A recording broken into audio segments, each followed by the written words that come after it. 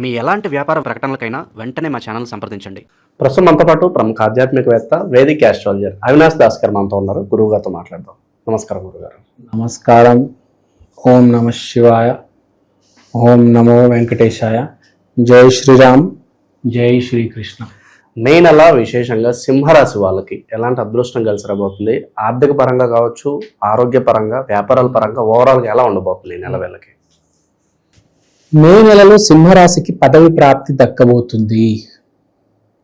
శుక్రుడు 10వ ఇంట్లో ఉండడం వల్ల పదవి ప్రాప్తి దక్కబోతుంది. అంటే ఏ కంపెనీలు, శుక్రుడు అంటే ఆడమ్మాయి, శుక్రుడు అంటే లగ్జరీ, ఏ కంపెనీ భవనాలు బాగా అందంగా, బాగా చాలా విశాలంగా ఉంటాయో, like Microsoft, like Wipro, like Infosys, మెయిన్గా మైక్రోసాఫ్ట్ విశాలంగా అందంగా ఉంటారు. అమ్మాయిలు కూడా చాలా అందంగా ఉంటారు అక్కడ. అలాంటి పెద్ద పెద్ద కంపెనీల్లో మీకు జాబులు రాబోతున్నాయి. పదవి ప్రాప్తి కనిపిస్తుంది.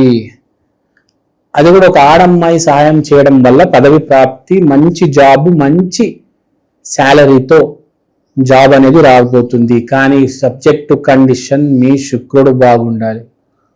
మీ శుక్రుడు బాగుంటే 10వ ఇంట్లో ఉన్న, ఈ గోచారంలో ఉన్న 10వ ఇంట్లో శుక్రుడు మీకు సహాయం చేస్తాడు. కానీ మీ జన్మజాతకంలో శుక్రుడు బాగుండాలి. ఒక స్త్రీ సహాయంతో ఒక పెద్ద కంపెనీలో జాబ్ రావాలంటే మీకు శుక్రుడు బాగుండాలి. గుర్తుపెట్టుకోండి. ఆరోగ్య పరిస్థితి ఎలా ఉంటుంది అంటారు? ఆరోగ్య పరిస్థితి పెద్దగా ఇబ్బంది ఏం కనిపించట్లేదు. యాక్చువల్గా ఇంకా చెప్పాలంటే ఆరోగ్య పరిస్థితి చాలా మెరుగుపడే అవకాశం కనిపిస్తుంది. కుజుడు 8వ ఉండటం వల్ల ఆరోగ్యంలో సడన్ షిఫ్ట్, ఒకటేసారి బరువు పెరగడం లేకపోతే బరువు తగ్గడం, ఇలాంటివి జరుగుతాయి. సో ఆరోగ్య పరంగా చాలా బాగుంది. జిమ్ జాయిన్ అవుతారు చాలా మంది, బాడీ బిల్డింగ్ చేస్తారు. కొంతమంది బాగా ఫ్యాట్ ఉన్న వాళ్ళు వెయిట్ రిడక్షన్ చేస్తారు. ఆరోగ్య పరిస్థితి బాగుంది.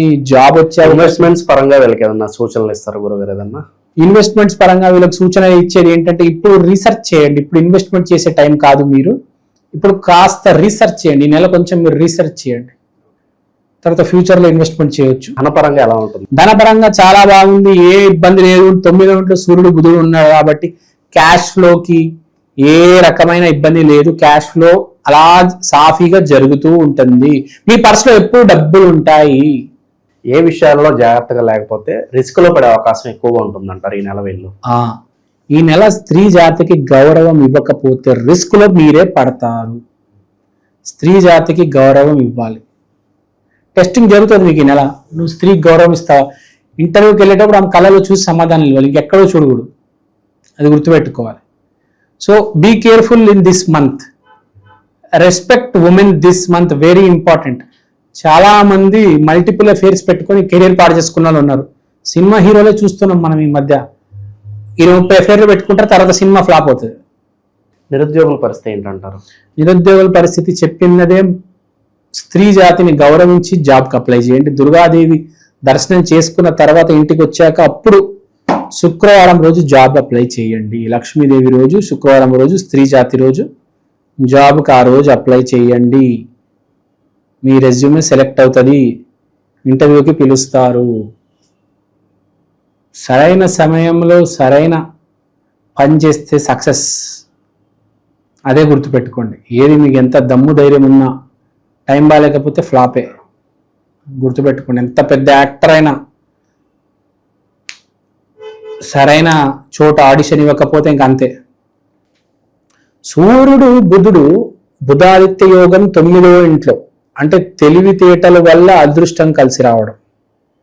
అంటే మీకు ఇప్పుడు దాకా ఉన్న తెలివితేటలు వాడారు కానీ అవకాశం రాలేదు. కానీ మీకు తెలివితేటలు ఉండడం వల్ల అది 9వ ఇంట్లో ఇప్పుడు రావడం వల్ల అదృష్టం అనేది కలిసి రావడం అనేది జరుగుతుంది. అవకాశం వచ్చే అవకాశం ఉంది. కానీ అవకాశం రావాలి, దాన్ని సద్వినియోగపరచుకోవాలంటే, ఆ పదవి ప్రాప్తి జరగాలంటే శుక్రుడు 10వ ఇంట్లో వరించాలి. దానికి శుక్రుడు బలంగా ఉండాలి. ఒకటి అవకాశం తీసుకొచ్చేవాడు, మళ్ళీ అవకాశం మీద ఎగ్జామ్ రాసి సక్సెస్ అయినాడు. ఈ రెండు వేరు వేరు. ఎగ్జామ్ రాయడము, ఎగ్జామ్లో మంచి మార్కులు రావడం రెండు వేరు.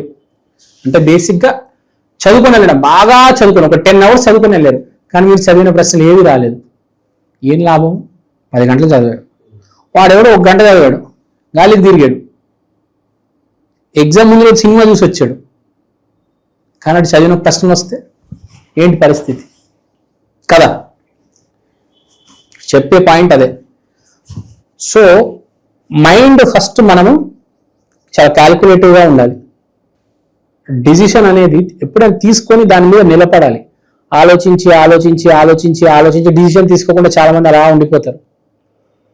అలా కాదు, ఫస్ట్ ఒక డిసిషన్ తీసుకున్నామా దాని మీద ఇంకా నుంచొని ఉండాలి. నేను ఇంత చదువుతాను అని డిసైడ్ అయిపోయి తర్వాత రంగంలో దిగిపోవాలి. ఒక కాఫీ పెట్టుకో, ఇక చదువుతూ ఉండు. నువ్వు స్టూడెంట్ అయితే చదువుతూ చాలా ప్లాన్గా చదువు. ఒకటే చాప్టర్లో అన్ని ప్రశ్నలు చదవమాక, అన్ని చాప్టర్లో కొన్ని ప్రశ్నలు చదువు. అదే కదా తెలివితేటలు అంటే. అన్ని చాప్టర్లో కొన్ని ప్రశ్నలు చదువు. కొందరు ఉంటారు ఒకటే చాప్టర్ పట్టుకుంటారు, ఒకటే ప్రాబ్లమ్ని. మ్యాథ్స్లో ఒక సమ్ ఉంటుంది, అది చేస్తారు, అది రాదు, ఇంకా జీవితాంతం దాన్నే దిద్దుతూ ఉంటారు. అది వచ్చేదాకా అది దిద్దుతూనే ఉంటారు. సో అలా ఉండకూడదు. మనం చూస్తుంటే కొంతమంది సైంటిస్టులు ఆడు 10 ఏళ్ళైనా 12 ఏళ్ళైనా అదే ప్రాబ్లం సాల్వ్ చేస్తూ ఉంటాడు. నేను ప్రకృతి మార్చేస్తా, ప్రపంచాన్ని మార్చేస్తా, బ్లాక్ బోర్డ్ మీద రాస్తూ ఉంటాడు, కానీ ప్రాబ్లం సాల్వ్ అవ్వదు. అరే నువ్వేమైనా ఐన్స్టీన్ వా, నువ్వేమైనా న్యూటన్ వా అడుగుతున్నా? నువ్వు తెలుసుకోరా నాయన. తర్వాత సమ్ము సాల్వ్ చేయడానికి ట్రై చేయి. నువ్వేమైనా శ్రీనివాస రామానుజన్ వా? వాళ్ళే ఎక్కడ నిలుపుకుంటే వదిలేసేవాళ్ళు, తర్వాత చూసుకున్నాము. లేకపోతే వాళ్ళకు ఒక గురువు ఉంటే అక్కడ ఫార్వర్డ్ చేసేవాళ్ళు. వివాహాల పరిస్థితి అండి గురుగారు ప్రస్తుతానికి. వివాహం గురించి మాట్లాడితే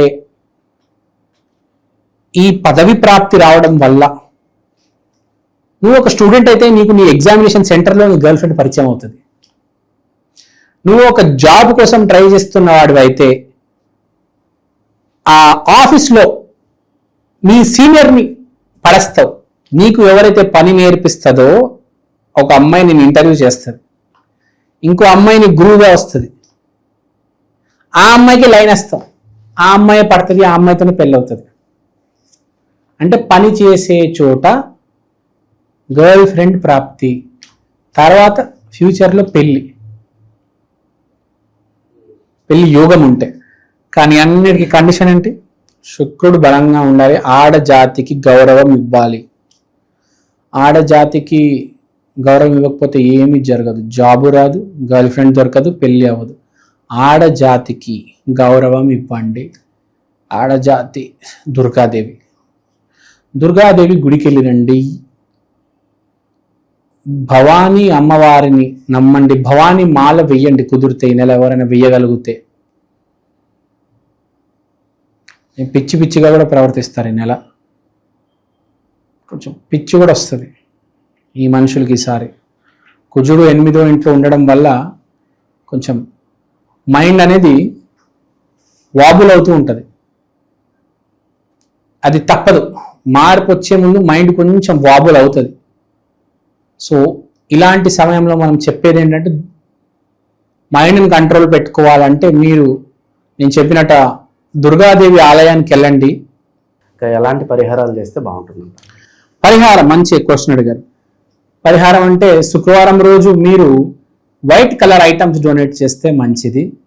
పాలు, పెరుగు, వైట్ కలర్ బట్టలు, వైట్ కలర్ సంబంధించిన ఐటమ్స్ ఏమైనా ఉంటే డొనేట్ చేస్తే చాలా మంచిది, చాలా శ్రేష్టం.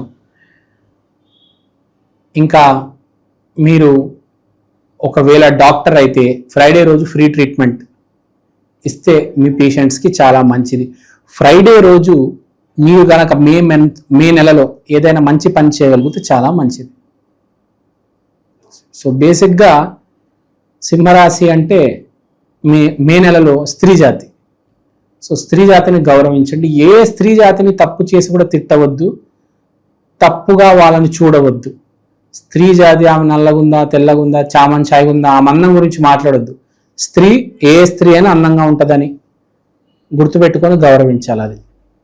సో మే నెలలో మీరు స్త్రీ జాతిని ఎంత గౌరవిస్తే మీకు అంత అదృష్టం కలిసి వస్తుంది.